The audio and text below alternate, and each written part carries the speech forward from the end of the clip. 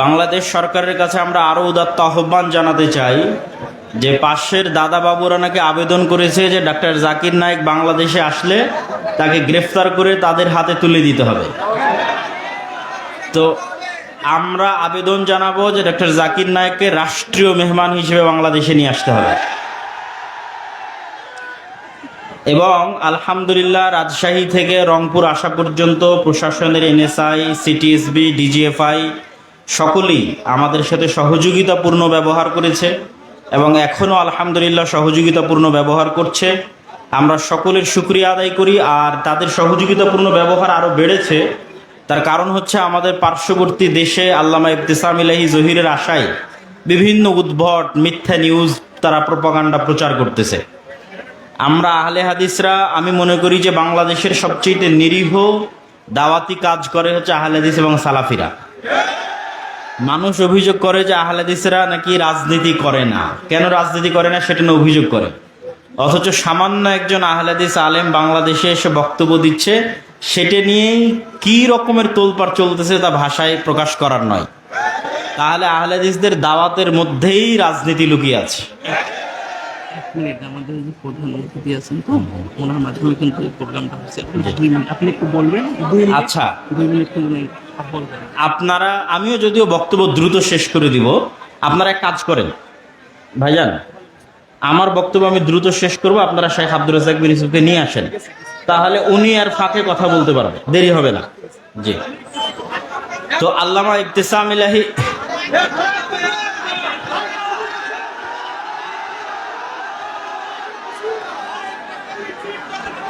আল্লামা ইবতিসাম ইলাহি জহির হাফিজাহুল্লাহ যে বিষয়ে বক্তব্য দিচ্ছিলেন সেই বিষয়টি ছিল ঈমান এবং ইলম।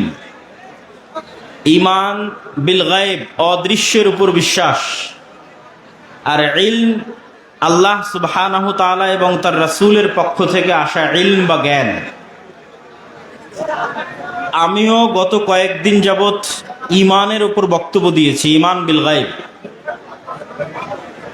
ঈমান বিল গায়েব হচ্ছে মুসলমানদের সবচেয়ে বড় সম্পদ। আর ঈমান বিল গায়েব না থাকলে মুসলমানেরা সবচেয়ে দুর্বল। কয়েকটা উদাহরণ দেই আপনাদের সহজভাবে বোঝার জন্য। মুসা আলাইহিস সালাতু ওয়াস সালাম ফেরাউনের তুলনায় দুনিয়াবি শক্তিতে সবচেয়ে দুর্বল ছিলেন। আজকের গাজার মানুষও ইসরায়েলের কাছে অত দুর্বল নয় মুসা আলাইহিস সালাতু ওয়াস সালাম ফেরাউনের কাছে যত দুর্বল ছিলেন দুনিয়াবি ভাবে। তো মুসা আলাইহিস সালাতু ওয়াস সালাম যদি দুনিয়াবি বিজয়ের চিন্তা করতেন দুনিয়াবি ভাবে, দুনিয়াবি পদ্ধতিতে, তাহলে তিনি কখনোই বিজয় অর্জন করতে পারতেন না। কিন্তু মুসা আলাইহিস সালাতু ওয়াস সালামকে আল্লাহ সুবহানাহু ওয়া তাআলা শিখিয়েছেন যে ইন্নাল্লাহা আলা কুল্লি শাইইন কাদির, আল্লাহ সকল কিছুর উপর ক্ষমতাবান, পৃথিবীতে আল্লাহর ফেরেশতা বিরাজমান।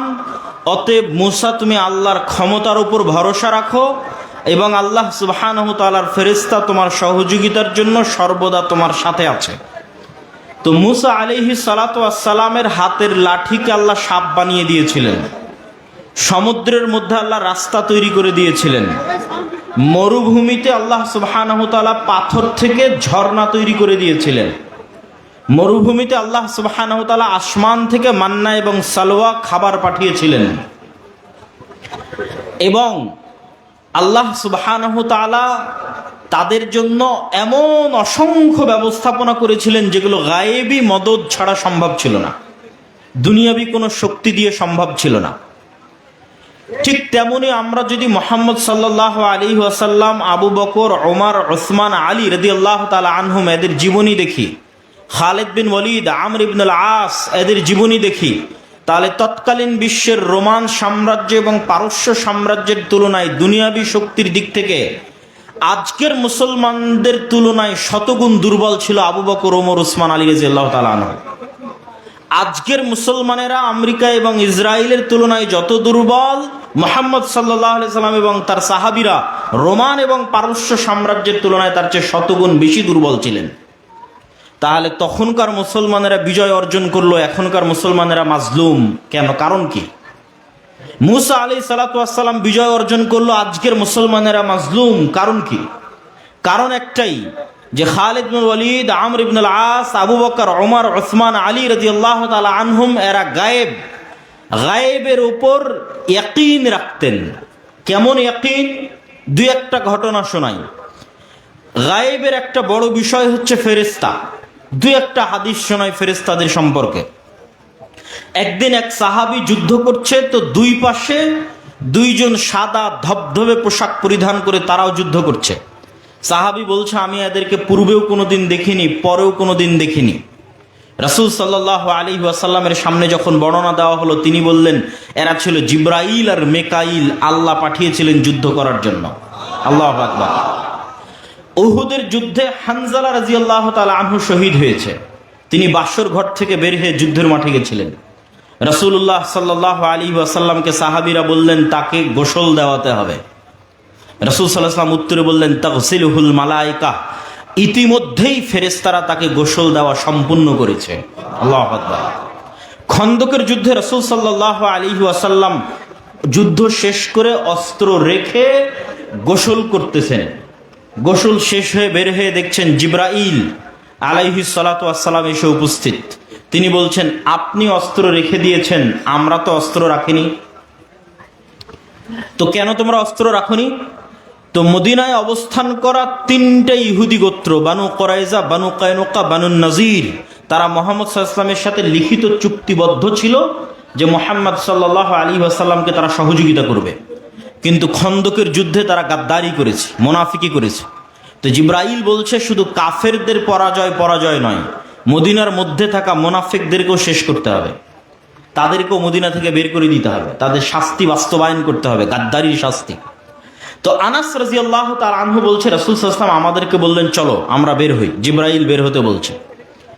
তো যখন সাহাবীরা বানু কুরাইজা, বানু কায়নুকা, বানু নাজির গোত্রের দিকে অভিযান পরিচালনার জন্য বের হলেন, তখন তারা তাদের সামনে জিবরাইলের ঘোড়সওয়ার বাহিনীর উড়ন্ত ধুলা দেখতে পাচ্ছিলেন। বলেন আল্লাহু আকবার। আনাস রাদিয়াল্লাহু তাআলা আনহুর বর্ণনা, যে তারা নিজেরা দেখছিলেন জিবরাইলের বাহিনীর উড়ন্ত ধুলা। একদিন রাসূল সাল্লাল্লাহু আলাইহি ওয়াসাল্লাম মসজিদে নববীতে বসে আছেন, একজন ব্যক্তি আসলো। ওমর রাদিয়াল্লাহু তাআলা আনহু বলছেন, মদিনার কেউ তাকে চিনে না, আর সফরের কোনো চিহ্ন নাই। জিজ্ঞেস করছে, ইসলাম কাকে বলে, ঈমান কাকে বলে, ইহসান কাকে বলে, কিয়ামত কখন হবে। সবকিছু জিজ্ঞাসা শেষে যখন বিদায় নিচ্ছে, তখন রাসূল সাল্লাল্লাহু আলাইহি ওয়াসাল্লাম জিজ্ঞেস করছেন, তোমরা জানো ইনি কে? তো বলে, না আমরা তো জানি না। তো বলে, ইনি হচ্ছেন জিবরাইল আলাইহিস সালাতু ওয়াস সালাম, এসেছিলেন তোমাদের দ্বীন শিক্ষা দেওয়ার জন্য। তো রাসূল সাল্লাল্লাহু আলাইহি ওয়াসাল্লামের জীবদ্দশায় ফেরেশতা সংক্রান্ত যদি শুধু হাদিস জমা করি, যেটি আমাদের সালাফি কনফারেন্সে যে নতুন বই আসতেছে, আল্লাহর পথে যাত্রা, আগামী 6 ও 7 নভেম্বর সালাফি কনফারেন্স, আপনাদের যে মেহমান আল্লামা ইবতিসাম ইলাহি জহির, তিনিও সেখানে বক্তব্য দিবে। আপনাদের সকলের উপস্থিত হওয়ার আহ্বান, বলেন ইনশাআল্লাহ। আজকে হয়তো মনোযোগ দিয়ে খুব ভালোভাবে শুনতে পারলেন না, ওই দিন ইনশাআল্লাহ আশা করি আপনারা খুব ভালোভাবে মন দিয়ে শুনতে পারবেন। তো এই আল্লাহর পথে যাত্রা বইয়ে এই দলিলগুলো বিস্তারিত উল্লেখ করা আছে। তো সারমর্ম কি? রাসূল সাল্লাল্লাহু আলাইহি ওয়াসাল্লাম বলতেছেন যে জিবরাইল আমাকে মিসওয়াক করতে বলছে, কারণ আমার মুখের গন্ধে সে কষ্ট পায়। রাসূল সাল্লাল্লাহু আলাইহি ওয়াসাল্লাম বলছেন, তোমরা মসজিদে পেঁয়াজ রসুন খেয়ে যেও না, কেননা ফেরেশতারা মসজিদে থাকে, তারা কষ্ট পায়। রাসূল সাল্লাল্লাহু আলাইহি ওয়াসাল্লাম একদিন বললেন, বাড়িতে আজকে জিবরাইল আসেনি, ঘটনা কি? তো বাড়িতে ছবি ছিল, জিবরাইল আসেনি। রাসূল সাল্লাল্লাহু আলাইহি ওয়াসাল্লাম বললেন, যেই বাড়িতে ছবি আছে, যেই বাড়িতে কুকুর আছে, সেই বাড়িতে জিবরাইল প্রবেশ করতে পারে না, বা রহমতের ফেরেশতা প্রবেশ করে না। তো এইরকম ধারাবাহিক যদি রাসূল সাল্লাল্লাহু আলাইহি ওয়াসাল্লামের ফেরেশতা সংক্রান্ত হাদিস তুলে ধরি, তাহলে আপনি কল্পনা করেন, যে সাহাবী স্বচক্ষে ফেরেশতাকে যুদ্ধ করতে দেখছে, যে সাহাবী দেখছে যে তারা আর এক বন্ধুকে ফেরেশতা গোসল দিল, যে সাহাবী দেখছে যে সাদ বিন মুআজের জানাজায় 70,000 ফেরেশতা অংশগ্রহণ করেছে, যে সাহাবী দেখছে সাদ বিন মুআজের জানাজায় ফেরেশতা অংশগ্রহণের কারণে তার খাটলির কি অবস্থা হয়েছে, জাবের রাদিয়াল্লাহু তাআলা আনহুর পিতার লাশকে ফেরেশতারা ছায়া দিচ্ছে, এবং বদর, উহুদ, খন্দক, হুনাইন সহ বহু যুদ্ধে 1000, 3000, 5000 ফেরেশতা আল্লাহর পক্ষ থেকে অবতীর্ণ হয়েছে, সেই খালিদ বিন ওয়ালিদ, সেই আমর ইবনে আল আস, সেই সাহাবীরা যখন রোমান এবং পারস্য সম্রাটের বিরুদ্ধে যুদ্ধ করতে যাবে, তখন তাদের ভরসা হবে দুনিয়াবী শক্তির উপর না আল্লাহর সাহায্যের উপর? আল্লাহর সাহায্যের উপর। এবার আপনি বুকে হাত দিয়ে দেখেন যে আপনি বিশ্বাস করেন কিনা ফেরেশতা আছে। সাহাবীদের বিশ্বাস কোন লেভেলের ছিল আর আমাদের বিশ্বাস কোন লেভেলের? আমাদের বিশ্বাস আল্লাহর সাহায্য, আল্লাহর ক্ষমতা, আল্লাহর শক্তি, আল্লাহর ফেরেশতার উপর এবং পরকালের উপর এত দুর্বল যে আমরা মন্দির পাহারা দিয়ে ক্ষমতায় যাওয়ার রাস্তা খুঁজি। কেননা বিশ্বাস নাই আল্লাহর সাহায্যের উপর। অতএব কম্প্রোমাইজ করে দুনিয়াবি কলা কৌশলের মাধ্যমে আমাকে ক্ষমতায় যেতে হবে। কিন্তু মুসা আলাইহিস সালাতু ওয়াস সালাম, মুহাম্মদ সাল্লাল্লাহু আলাইহি ওয়াসাল্লাম এবং তার সাহাবীরা প্রমাণ করেছে শুধু ঈমান বিল গায়েব দিয়ে আল্লাহর সাহায্যের মাধ্যমে শুধু বাংলাদেশ নয়, সমগ্র পৃথিবীর ক্ষমতা অর্জন করা সম্ভব। সম্মানিত উপস্থিতি, কিন্তু ওই ঈমানের লেভেল আমাদের নাই। তো উনি আলোচনা শুরু করেছিলেন ঈমান দিয়ে। তো ঈমানের দুটা পয়েন্ট আমি আমার বক্তব্যের মধ্যে থেকে যুক্ত করে বক্তব্য সামনের দিকে এগিয়ে নিয়ে যাব, যতক্ষণ আপনাদের শাইখ আব্দুর রাজ্জাক বিন ইউসুফ না আসছে। ঈমানের দ্বিতীয় পয়েন্ট হচ্ছে আল ঈমান বিল আখিরাহ, পরকালের প্রতি বিশ্বাস। পরকাল মানে পুনরুত্থান। মরবো এ কথা সবাই জানি, কিন্তু মরার পর জীবিত হব কিনা এটা নিয়ে প্রশ্ন। তো মরার পর জীবিত হওয়াকে আল্লাহ সুবহানাহু ওয়া তাআলা এই দুনিয়াতেই মানুষের এই বিশ্বাসকে মজবুত করার জন্য যে মৃত্যুর পর জীবিত হওয়া সম্ভব এবং আল্লাহ জীবিত করবে এবং পরকালের জীবন প্রকৃত জীবন, দুনিয়ার জীবন কোনো জীবন নয়। তো পরকালের জীবন প্রকৃত জীবন এটা বোঝানোর জন্য আল্লাহ সুবহানাহু ওয়া তাআলা দুনিয়াতে মৃত্যুকে জীবিত করাকে ডাল ভাত বানিয়ে দিয়েছেন। কিভাবে? একজন ঈসা আলাইহিস সালাতু ওয়াস সালাম আর কিয়ামতের পূর্ব মুহূর্তে, ওকে জাযাকাল্লাহ খাইর, আর কিয়ামতের পূর্ব মুহূর্তে দাজ্জাল। ঈসা আলাইহিস সালাতু ওয়াস সালামের মুজিজাই ছিল এক খাবলা মাটি হাতে নিয়ে এভাবে বিসমিল্লাহ ফু বলে ছেড়ে দিলে মাটি থেকে পাখি হয়ে আকাশে উড়ে যেত। কোনো মৃত মানুষের গায়ে হাত দিয়ে বিইজনিল্লাহ বিসমিল্লাহ বললে মৃত মানুষ জীবিত হয়ে যেত। আর দাজ্জাল কিয়ামতের পূর্ব মুহূর্তে আপনাদের পিতা বা মাতাকে জীবিত করে আপনাদের সামনে পেশ করবে। বাস্তবে আপনাদের পিতা মাতা মারা গেছে, দাদা দাদি মারা গেছে, এখন কবর থেকে উঠে আসবে স্টেজে জীবিত অবস্থায়। এই দেখানোর মাধ্যমে, এই কারিশমা দেখানোর মাধ্যমে দাজ্জাল দাবি করবে যে সে আল্লাহ, কিন্তু সে আল্লাহ নয়। কিন্তু আল্লাহ সুবহানাহু ওয়া তাআলা এটি করার অনুমতি তাকে দিবেন। তো আল্লাহ সুবহানাহু ওয়া তাআলা ইতিপূর্বেও বহু মৃত মানুষকে জীবিত করেছেন, একজন নবীকে মৃত মানুষকে জীবিত করার মুজিজা দিয়েছেন, আর দাজ্জালও অসংখ্য মৃত মানুষকে জীবিত করবে। সুতরাং মৃত মানুষকে জীবিত করা কঠিন কিছু না সহজ কিছু? বলেন তো, মৃত মানুষকে জীবিত করা কঠিন না সহজ? সহজ। এতক্ষণ আলোচনায় কি বুঝলেন? সহজ। ঈসা আলাইহিস সালাতু ওয়াস সালাম সকাল সন্ধ্যা মৃতকে জীবিত করত, আর দাজ্জাল সকাল সন্ধ্যা মৃতকে জীবিত করবে। অতএব আপনি যে মৃত্যুবরণের পর জীবিত হবেন এটা অতি সহজ। মানুষই আপনাকে জীবিত করতে পারে, ঈসা আলাইহিস সালাম জীবিত করতে পারে, দাজ্জাল জীবিত করতে পারে আল্লাহর অনুমতিতে। তো আল্লাহ তো পারবেই। অতএব মৃত থেকে আমরা জীবিত হবই। অতএব পরকালের জীবনের প্রতি আমাদের বিশ্বাস এবং ভরসা থাকতে হবে অগাধ। পরকালের জীবনের প্রতি আমাদের বিশ্বাস এবং ভরসা থাকতে হবে অগাধ। সম্মানিত উপস্থিতি, আল্লামা ইবতিসাম ইলাহি জহিরের বক্তব্যের সারমর্ম বলছিলাম, ঈমান বিল গায়ব এবং ইলম। আমি বলে সুযোগ করে দিচ্ছি, আপনারা একটু হইচই করবেন না। আপনারা হইচই করবেন না। আমার বক্তব্য শেষ হলে শাইখ আব্দুর রাজ্জাক বিন ইউসুফের বক্তব্যের আগে একজন প্রধান মেহমান আছে, তিনি অনেকক্ষণ থেকে অপেক্ষায় আছেন, তার সম্মানটা আপনারা রক্ষা করবেন। উনি 2 মিনিট কথা বলবে। তো আমার বক্তব্যের শেষের দিকে এসে আপনাদের প্রতি উদাত্ত আহ্বান যে আমরা তো আজকে এসেছি, হয়তো গত বছরে এসেছিলাম, আবার কবে আসা হবে আল্লাহ সুবহানাহু ওয়া তাআলা ভালো জানেন। কিন্তু আমাদের লিখিত পত্রিকা প্রতি মাসে আপনাদের কাছে আসার ব্যবস্থা করে। আমি প্রতি মাসে মাসিকাল ইতিসামে 3টা প্রবন্ধ লিখি, একটা সম্পাদকীয় লিখি, একটা মিন্নাতুল বাড়ি 3য় খণ্ড লিখি, আর একটা এমনি যে কোনো বিষয়ে প্রবন্ধ লিখি, প্রতি মাসে 3টা। তাহলে আমি প্রতি মাসে লিখতেছি, আপনি সেটাকে মূল্যায়ন করতেছেন না, অথচ এটা তো বছরে একবার আপনার সাথে সাক্ষাৎ হবে কি হবে না তাও গ্যারেন্টি নাই। কেন সারা বাংলাদেশের 64 জেলার অসংখ্য উপজেলায় যদি যাওয়া শুরু করি, কোনোটা না কোনোটা মিস যাবেই, বাদ যাবেই। কিন্তু যদি মাসিকাল ইতিসাম নিয়মিত নেন তো ওখান থেকে আপনি জ্ঞান অর্জন করতে পারবেন। এবং আপনাদের অঞ্চলে যদি আমাদের দাওয়া ইলাল্লাহর অধীনে মক্তব পরিচালিত হয়, তাহলে আমরা কোনো না কোনোভাবে আপনাদের সাথে কানেক্টেড আছি। আপনাদের এই উত্তরাঞ্চলেরই বেশি মক্তব আমরা চালাই, প্রায় 600টা মক্তবের বলা যায় 400 থেকে 500টা মক্তব উত্তরাঞ্চলেরই। এবং এই 600 মক্তবের শিক্ষকরা এই অঞ্চলগুলো থেকে রাজশাহীতে গিয়ে ট্রেনিং নিয়ে তাদের থাকা খাওয়া যাতায়াত খরচ, মক্তবের শিক্ষার্থীদের বই পুস্তক ফ্রি বিতরণ করে তারপরে মক্তবগুলো চলতেছে। আর এখন এই মক্তবের জাতীয় পর্যায়ে প্রতিযোগিতা আয়োজন হচ্ছে, যেটা টিভি চ্যানেলে প্রচারিত হবে রমজান মাসে, যেটার প্রায় খরচ 50 লক্ষ টাকার বেশি। কিভাবে হবে সেটা আমি এখনো জানি না।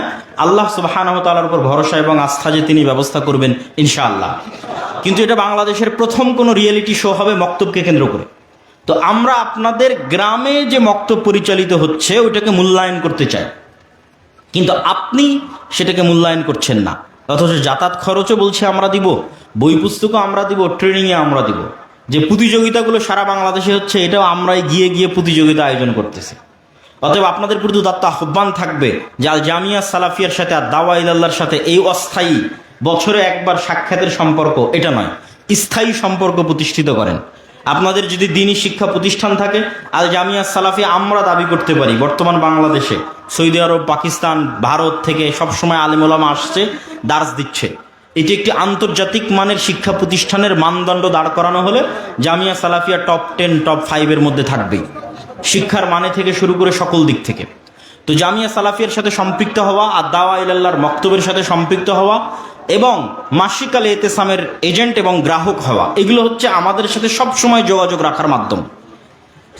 তো এই আমাদের এই লেখনীগুলো, আমাদের বই পুস্তকগুলোকে মূল্যায়ন করবেন, কেননা আমাদের কথা, আমাদের জ্ঞান, আমাদের দাওয়াত সবাই বইয়ের মধ্যে লেখা আছে। এই একদিনের সম্পর্ক আমরা চাই না, স্থায়ী সম্পর্ক চাই। আল্লাহ সুবহানাহু ওয়া তাআলা কবুল করুক, আল্লাহুম্মা আমিন। আর বক্তব্যের শেষে আবারও আগামী 6 ও 7 নভেম্বর আল জামিয়া সালাফিয়া ডাঙ্গিপাড়া পাবা রাজশাহীর মাটিতে সালাফি কনফারেন্সের দাওয়াত দিয়ে আজকের সংক্ষিপ্ত বক্তব্য এখানেই শেষ করছি। আল্লাহ সুবহানাহু ওয়া তাআলা আমাদের কবুল করুক। আসসালামু আলাইকুম ওয়া রাহমাতুল্লাহি ওয়া বারাকাতুহু। বৈঠকি দান, আপনাদের খুঁটির আশেপাশে মনে হয় দানের বক্স আছে, এগুলোতে অংশগ্রহণ করবেন। জি, জাযাকাল্লাহ খায়র। আসসালামু আলাইকুম ওয়া রাহমাতুল্লাহি ওয়া বারাকাতুহু।